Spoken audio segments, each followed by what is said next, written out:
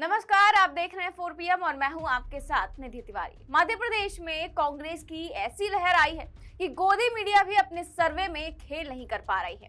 अभी ज्यादा दिन नहीं हुए हैं एबीपी सी वोटर सर्वे को, जिसमें कांग्रेस पूर्ण बहुमत के साथ सरकार बनाती हुई नजर आ रही थी। और अब एक और नया सर्वे आ गया है जिसने बीजेपी की नींद उड़ा दी है। नींद क्यों उड़ाई है? क्योंकि ये सर्वे किया है जी न्यूज ने।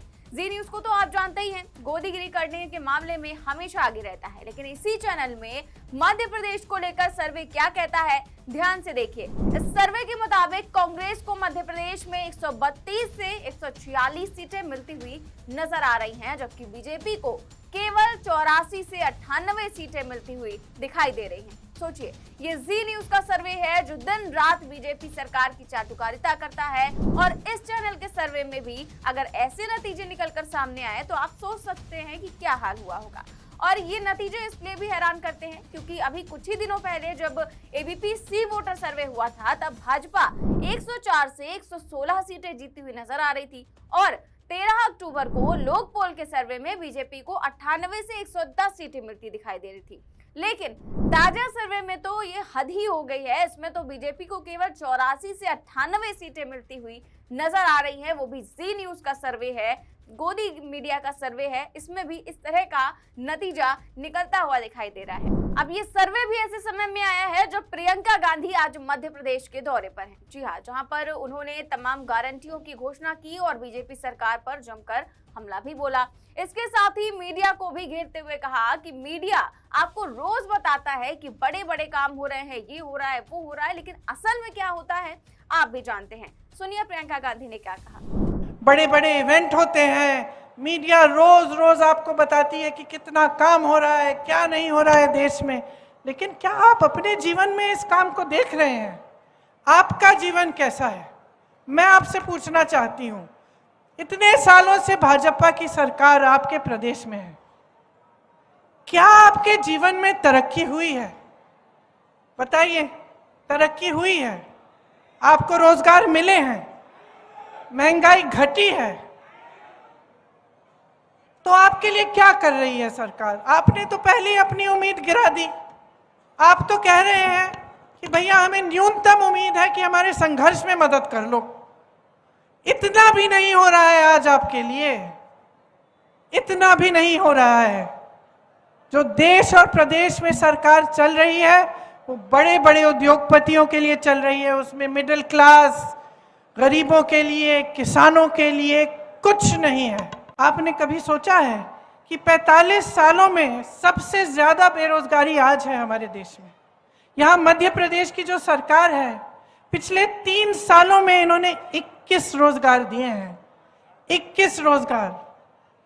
अगर इतनी बेहाल स्थिति नहीं होती तो हास्य स्थिति होती कि एक सरकार जिसके पास सत्ता है, जो 18 सालों से सत्ता में है, वो मात्र 3 सालों में मात्र 21 रोजगार दे रही है। आप पुलिस वाले हैं, आप ध्यान से मेरी बातों को सुन रहे हैं। कितनी सरकारी नौकरियां खाली पड़ी हैं, कितने पद खाली हैं। यहाँ मध्य प्रदेश में जो स्वास्थ्य की व्यवस्था है उसमें देखिए, तमाम डॉक्टरों के पद खाली हैं। नौजवान हैं पढ़े लिखे, ऐसे नौजवान हैं जिन्होंने काम किया है, जिनके माता पिताओं ने बचत करके उनको मुश्किल से पढ़ाया लिखाया है, डिग्रियां हैं, भर्ती की प्रतीक्षा भर्ती की जो टेस्ट है वो भी किए हैं, लेकिन भर्ती नहीं होती। यूपी में मैं तो ऐसे लोगों से मिली हूं जिन्होंने 6 बार एग्जाम दिया क्योंकि घोटाले हो रहे हैं उसमें। तो एक तरफ से भर्ती भी नहीं होती, पद खाली हैं, उनको भरा नहीं जाता। जो रोजगार बनाने के माध्यम थे उनके बारे में आप थोड़ा सा सोचिए। रोजगार बनते कहाँ से थे? एक तो बड़ी बड़ी जो सरकारी पीएसयू होते थे, बीएचईएल, एचएएल, इस तरह के जो पीएसयू थे, इनसे बहुत रोजगार बनते थे और सब चाहते भी थे कि सरकारी किसी बड़ी संस्थानों में ही हमारी नौकरी हो जाए तो हमें सुरक्षित पूरा जीवन हम सुरक्षित रहेंगे, पेंशन भी अच्छा मिलेगा। आज स्थिति क्या है? जितने पीएसयू थे, जितनी बड़ी बड़ी जो देश की संपत्ति थी, वो अपने बड़े बड़े उद्योगपति मित्रों को सौंप दिए हैं। कौड़ियों के दाम पे, तो रोजगार कैसे बनेंगे उनमें से? नहीं बन सकते। अब छोटी दुकानें, छोटे उद्योग, जैसे मैंने यहाँ रास्ते में बहुत सारी देखी और मैं देख रही थी कि छोटी छोटी दुकानें हैं। आपने इन दुकानदारों के, इन छोटे उद्योगपतियों की कमर तोड़ रखी है। पहले आप नोटबंदी लाए, नोटबंदी से इनका नुकसान हुआ, उसके बाद कोरोना आया, कोरोना में शायद इसी हमारे ही देश में किसी को राहत नहीं मिली होगी। बाकी देशों में दुकानदारों को, छोटे बिजनेसों को खास राहत मिली थी कोरोना के समय, यहाँ नहीं दी गई। ठीक है, उसके बाद क्या किया इन्होंने? जीएसटी लाए, जीएसटी से और भी मुश्किलें बढ़ गईं। तो जो छोटे उद्योग थे वो लगभग बंद होने के कगार पे आ गए, और जो बड़े बड़े उद्योगपति हैं उनके हजारों करोड़ लोन माफ हो रहे हैं, उनके उद्योग बड़े होते चले जा रहे हैं, उनको देश की संपत्ति सौंपी जा रही है, तो वहां से भी रोजगार नहीं आने वाले। तीसरी जगह जहां से रोजगार आते थे, खेती, खेती किसानी से और ग्रामीण रोजगार से मनरेगा को इन्होंने कमजोर बनाया, किसानों की कमर तोड़ी। हर जगह हर तरफ से महंगाई, पेट्रोल, डीजल, खाद, कुछ भी हो, किसानों को कोई राहत नहीं मिली, बल्कि इस तरह के कानून ला रहे थे जिससे आपके जो हक हैं वो और भी कम हुए। आप ही के संघर्ष थे, किसानों का जो बड़ा संघर्ष था उसकी भी कोई सुनवाई नहीं रही। तो रोजगार के जो माध्यम थे वो लगभग बंद हो गए। इसके साथ साथ महंगाई बढ़ती चली जा रही है। आपके जीवन में संघर्ष है, किस लिए है? अपने बच्चों का भविष्य बनाते हैं आप, बचत करने की कोशिश करते हैं। आज हर चीज पे जीएसटी, बच्चों की किताबें खरीदने जाएंगे, जीएसटी महंगी हो गई, यूनिफॉर्म खरीदना है महंगा हो गया, इलाज कराना है किसी का महंगा है, 10 बार सोचना पड़ता है कि अस्पताल ले जाएं, अस्पताल में पता नहीं डॉक्टर मिलेगा कि नहीं।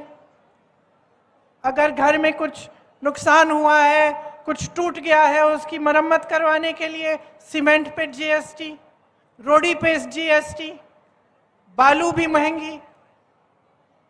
तो आप आगे बढ़ कैसे पाएंगे? एक तरफ बेरोजगारी, दूसरी तरफ महंगाई। मैंने आपकी बात की, आप सुन रहे हैं। सरकारी जितने भी अधिकारी हैं, जिसकी भी सरकारी नौकरी है, एक ही मांग है आपकी आज, एक ही मांग है कि हमारी पुरानी पेंशन दे दो, है कि नहीं? और क्यों है ये मांग? क्योंकि जो नौकरी आपने वफादारी से 20 सालों के लिए की, एक तरह से वो भी तो देश सेवा है। आपने देश के लिए सेवा की, आपने नौकरी की, तो क्या ये आपका हक नहीं बनता कि आप बाद में सुरक्षित रहें? तो यही आपकी मांग है कि हमें पुरानी पेंशन स्कीम दिलवा दीजिए। और जवाब क्या मिलता है? ऐसे नेता हैं, ऐसी सरकार है जिससे आपको जवाब मिलता है कि इसके लिए पैसे नहीं हैं। अगर पैसे नहीं हैं तो जो बड़े बड़े उद्योगपति हैं, अडानी जी जैसे, उनके कर्ज माफ करने के लिए पैसे कहां से आते हैं? हजारों करोड़ रुपए आपने उनके माफ किए, देश की संपत्ति आपने उनको सौंप दी। आप खुद 8,000 करोड़ के एक हवाई जहाज में घूम रहे हैं। अच्छा खासा संसद भवन था, उसके सुंदरीकरण में आप 20,000 करोड़ डालने के लिए तैयार हैं। एक बड़ा हॉल बनाया आपने दिल्ली में, 27,000 करोड़ उसमें आप खर्च रहे हैं, और फिर आप कहते हैं कि आपके पास पेंशन के लिए पैसे नहीं है। आप कहते हैं कि किसानों के पास उनके कर्ज माफ करने के लिए पैसे नहीं है। तो जनता का विश्वास कैसे होगा आप में? तो आज प्रियंका गांधी मध्य प्रदेश दौरे पर है, ऐसे में सर्वे भी इसी समय में आया है। तो माना जा रहा है कि प्रियंका गांधी के मध्य प्रदेश पहुंचते ही सर्वे ने पलटी मार ली है, और देख रहे हैं आप किस तरह के नतीजे सामने आ रहे हैं कि कांग्रेस को पूर्ण बहुमत बनाते हुए दिखाया जा रहा है, जबकि बीजेपी 100 से भी नीचे सिमटती हुई नजर आ रही है। फिलहाल आपकी इस खबर पर क्या राय है, हमें कमेंट बॉक्स में जरूर बताएं। देश और दुनिया की तमाम बड़ी खबरें जानने के लिए देखते रहिए 4 PM न्यूज नेटवर्क। नमस्कार।